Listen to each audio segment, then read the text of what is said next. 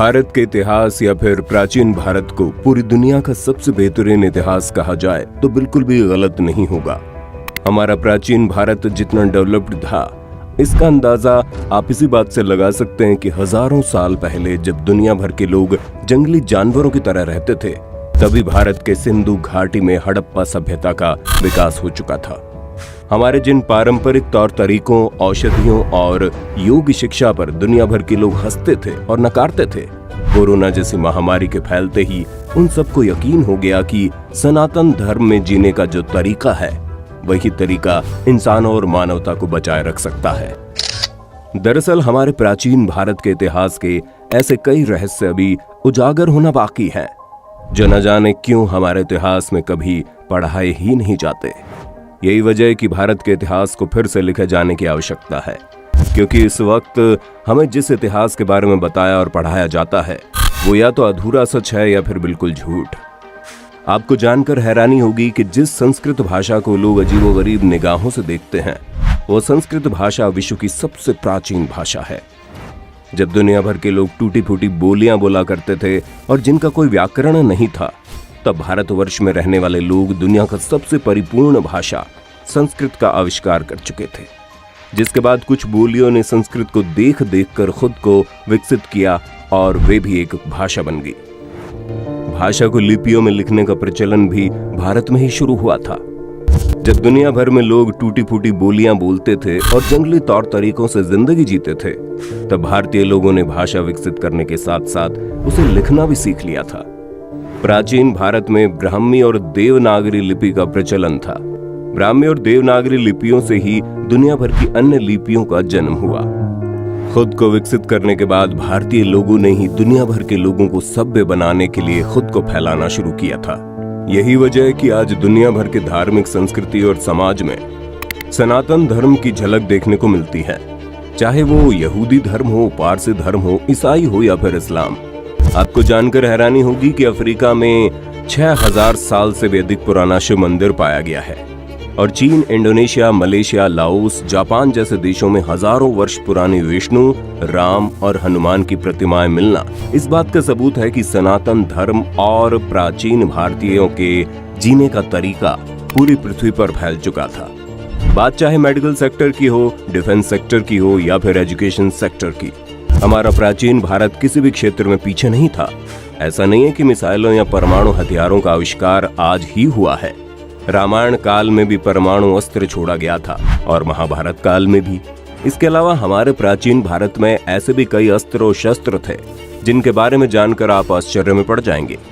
उदाहरण के तौर पर मशहूर लेखक एरिक वॉन ने अपनी सबसे अधिक बिकने वाली किताब चैरियट्स ऑफ गॉड्स में लिखते हैं कि लगभग 5000 साल पुरानी महाभारत काल के वक्त कोई योद्धा किसी ऐसे अस्त्र के बारे में कैसे जानता था जिसे चलाने से 12 साल के लिए उस धरती पर सूखा पड़ जाए। इसका अर्थ है ऐसा कुछ ना कुछ तो था जिसका ज्ञान आगे नहीं बढ़ाया गया या फिर जिसको ठीक तरह से लिखा नहीं गया और समय के साथ वो गुम हो गया। वहीं बात अगर चिकित्सा विज्ञान की करें तो प्राचीन भारत का चिकित्सा विज्ञान कितना उन्नत था वो आज पूरी दुनिया को पता चल चुका है। कैंसर जैसी खतरनाक रोग का पहला डिटेल भारतीय चिकित्सा ग्रंथ सुश्रुत संहिता में लिखा हुआ है, जो कि साल शुरू होने से भी 600 साल पहले ही लिखा गया था। इसमें कैंसर रोग का उपचार के साथ साथ मोतियाबिंद ऑपरेशन और प्लास्टिक सर्जरी के बारे में भी लिखा गया है। हो सकता है ये सारी बातें आपको मजाकिया लग रही हो, लेकिन royal Australia college of surgeon में सुश्रुत की मूर्ति तक स्थापित की गई है, लेकिन अफसोस कि हम भारतीयों को उसके बारे में जरा भी जानकारी नहीं। प्राचीन भारत में एक और जहां आसमान में विमान उड़ते थे, वहीं नदियों में नाव और समुद्र में जहाज भी चलते थे। रामायण काल में भगवान राम एक नाव में सफर करके ही गंगा पार करते हैं। वहीं दूसरी तरफ पुष्पक विमान से अयोध्या लौटने की बात भी लिखी गई है। दुनिया भर के कई शोधकर्ताओं का मानना है कि रामायण और महाभारत काल में विमान होते थे, जिसके माध्यम से लोग एक स्थान से दूसरे स्थान तक बड़ी आसानी से यात्रा कर लेते थे। वहीं बात अगर संगीत और वाद्य यंत्रों की करें तो ये भी कोई हैरानी वाली बात नहीं है कि वाद्य यंत्रों का आविष्कार प्राचीन भारत में ही हुआ है। संगीत का सबसे प्राचीन ग्रंथ सामवेद है। शुरुआत से ही सनातन धर्म में नृत्य, कला, योग और संगीत से गहरा नाता रहा है। वीणा, बीन, मृदंग, ढोल, डमरू, घंटी, ताल, शहनाई, सितार और संतूर जैसे वाद्य यंत्रों का आविष्कार भारत में ही तो हुआ है। लेकिन न जाने क्यों समय के साथ साथ इन प्राचीन वाद्य यंत्रों को हम खोते जा रहे हैं। आज भी अगर हम भारत के आदिवासियों के पास जाएंगे तो उनके पास आपको ऐसे ऐसे वाद्य यंत्र मिलेंगे जिनसे निकलने वाली ध्वनियों को सुनकर आपके दिलो दिमाग में मदहोशी छा जाएगी। हजारों वर्ष पुरानी हड़प्पा सभ्यता में नृत्य करती हुई लड़कियों की मूर्तियां पाई गई हैं, जिससे साबित होता है कि हजारों वर्ष पहले ही प्राचीन भारत में नृत्य कला का विकास हो चुका था। प्राचीन भारत की नृत्य शैली से ही दुनिया भर की नृत्य शैलियां विकसित हुई हैं। आपको जानकर हैरानी होगी कि भारतीय नृत्य मनोरंजन के लिए नहीं बना था। भारतीय नृत्य ध्यान की एक विधि के समान कार्य करता है और इससे योग भी जुड़ा हुआ है। आज के वक्त में भारत के नृत्य शैली की धूम सिर्फ भारत में ही नहीं बल्कि पूरे विश्व में आसानी से देखने को मिल जाती है। यकीन मानिए, अगर आप प्राचीन भारत के इतिहास को गहराई से पढ़ेंगे तो आपको पता लग जाएगा कि प्राचीन भारत और सनातन धर्म कितना विकसित था। हमारे प्राचीन इतिहास का ही उपयोग करके आधुनिक विज्ञान के नाम पर पश्चिम देशों ने पूरी दुनिया में इसे फैलाया। दरअसल सैकड़ों सालों के आक्रमणों और गुलामी ने हमें सिर्फ राजनीतिक रूप से ही गुलाम नहीं बनाया, बल्कि मानसिक रूप से भी हम गुलामी की जंजीरों में जकड़े हुए हैं। अंग्रेजों के शासन ने हमें हमारी ही संस्कृति के प्रति हीन भावना से भर दिया, जबकि हमारे ही ज्ञान का प्रयोग कर वे संसार भर में विजयी होते रहे और नाम कमाते रहे। अब जरूरत है हम अपने सांस्कृतिक धरोहर को पहचानें और इस पर गर्व करना भी सीखें। पश्चिमी देशों की समय के साथ बस एक ही मांग थी कि किसी भी कीमत पर विकास चाहिए, लेकिन किसी भी कीमत पर विकास की चाहत ने प्रकृति को पूरी तरह से खतरे में डाल दिया है, जिसका नतीजा पर्यावरण में हुए भारी नुकसान के रूप में देखने को मिल रहा है। लेकिन वही बात अगर हमारे देश भारत की जाए तो प्राचीन काल से ही हम भारतीयों ने प्रकृति को भगवान का दर्जा दिया है। हमारे प्राचीन भारत में तो नदी, पर्वत और जल को पूजे जाने की परंपरा रही है। भारत में आज भी उसी परंपरा के अनुसार किसी भी शुभ अवसर पर सबसे पहले प्रकृति को ही याद किया जाता है और पूजा जाता है।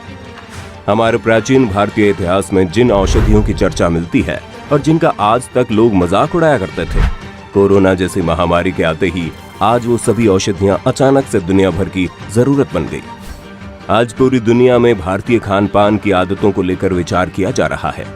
भारत में तो हर मौसम के हिसाब से भोजन तय है। अरे मौसम तो छोड़िए, सूर्यास्त और सूर्योदय के बाद या पहले क्या खाना और क्या नहीं खाना है ये भी बताया गया है। कोरोना जैसी महामारी के आते ही भारतीय भोजन शैली की पूरी दुनिया में चर्चा की जा रही है।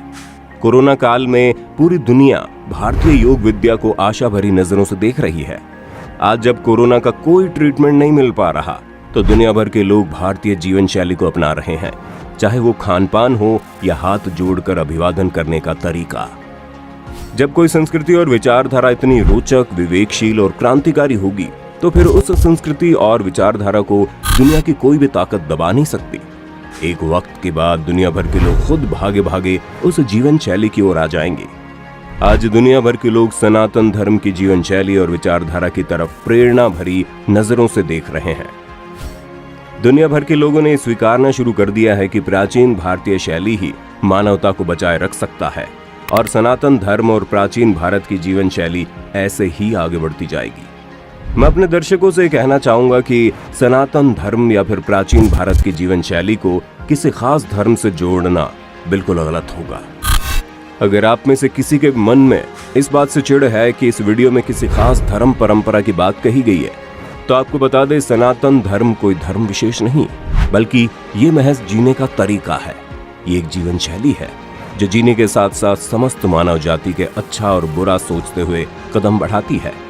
पश्चिमी देशों और उनके अजीबोगरीब तौर तरीके हम भारतीयों के दिमाग पर इस कदर हावी हो चुके हैं कि हम अपनी ही प्राचीन भारतीय जीवन शैली को अपनाने से कतराने लगे हैं।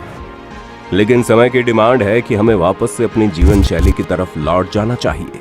ये जानकारी आपको कैसी लगी और प्राचीन भारत के गौरवमय इतिहास को लेकर आप क्या सोचते हैं? या फिर अगर आपके मन में प्राचीन भारत के इतिहास को लेकर कोई भी सवाल है तो हमें कमेंट सेक्शन में जरूर बताइए। हम अपनी अगली वीडियो में आपके हर उस सवाल के जवाब को बताने की कोशिश करेंगे। वीडियो अच्छी लगी हो तो लाइक कीजिए और हमारे चैनल को सब्सक्राइब करके बेल आइकन को ऑन करना बिल्कुल भी मत भूलना, क्योंकि हम आपके लिए ढेर सारे इंटरेस्टिंग जानकारियों से भरी ऐसी ही वीडियोस लाते रहते हैं।